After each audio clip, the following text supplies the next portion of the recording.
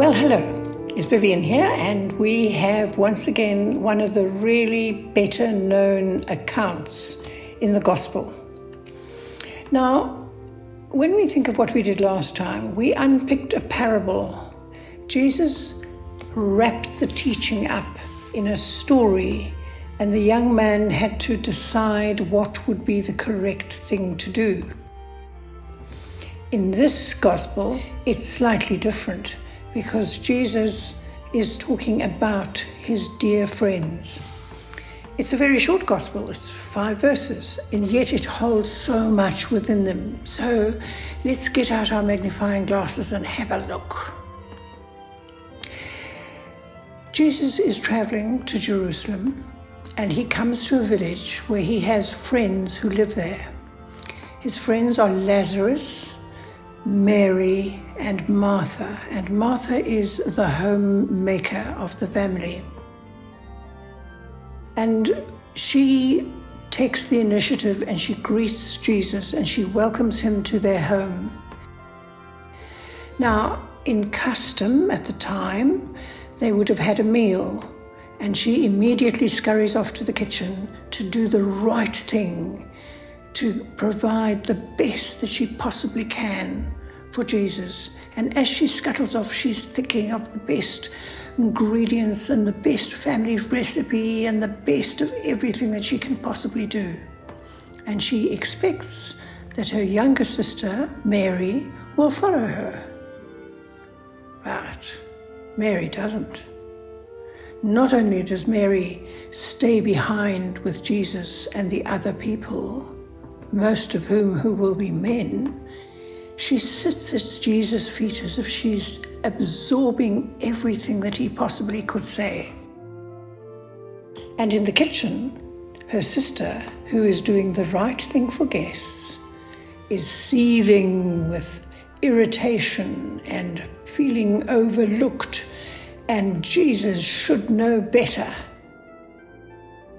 Until eventually she just bursts out and she goes into the room where they were and she says to Jesus, Don't you care? Don't you care that I'm slaving away in the kitchen and I'm doing all of these things and it's more than I can manage on my own, and my sister is sitting here listening to what you're doing. Don't you think I would like to do that? Don't you think? Don't you think? Don't you think? And she has a whole hissy fit. Now, Mary, who was doing what to her seemed the obvious thing, we don't hear her voice in the story. We just know that she listened to what her sister said and she looked at Jesus. And Jesus says to her with love in his voice, Martha, Martha, chill out, chill out. Your sister Mary is doing the right thing. And she's storing up information and knowledge and feelings that are so precious that nobody will be able to take them away. Now, people have listened to the story and they've kind of drawn the conclusion that being the person who sits and listens is more important than the person who does things out of love. But they've missed one important fact. They've missed out that Martha has doing the right thing, but she's distracted and she's angry and she's jealous and she's cross with her younger sister, and by extension she's cross with Jesus, and she lets it all burst out. So although she was doing the right thing, welcoming Jesus to the household and providing wonderful hospitality, it was all done grudgingly. And that's what Jesus wants us to notice, is that when we work for Jesus and we love Jesus and we read about Jesus and we get to know each other in the name of Jesus, it's whether we do it with generosity and love and allow the others to do what they have to do.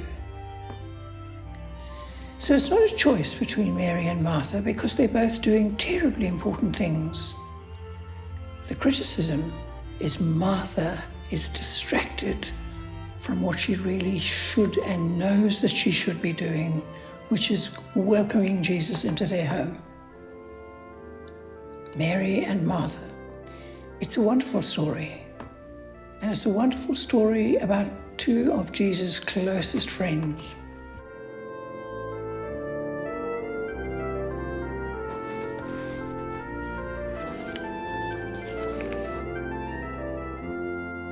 The Gospel reading for Sunday, the 16th Sunday in Ordinary Time, the 20th of July.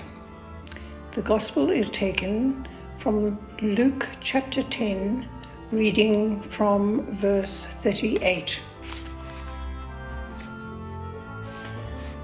On their journey, Jesus came to a village, and there was a woman there named Martha who welcomed him. She had a sister named Mary, who sat at the Master's feet and listened to his teaching. Martha was frantic with all the work in the kitchen.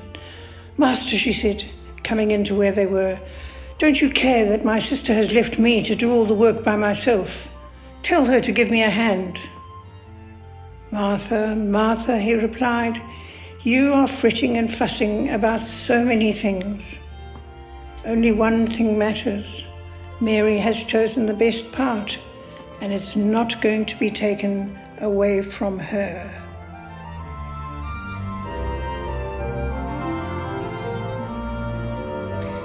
So there we are for today. There's lots to think about, as always. And I hope that you have a brilliant week and things go really well. Bye.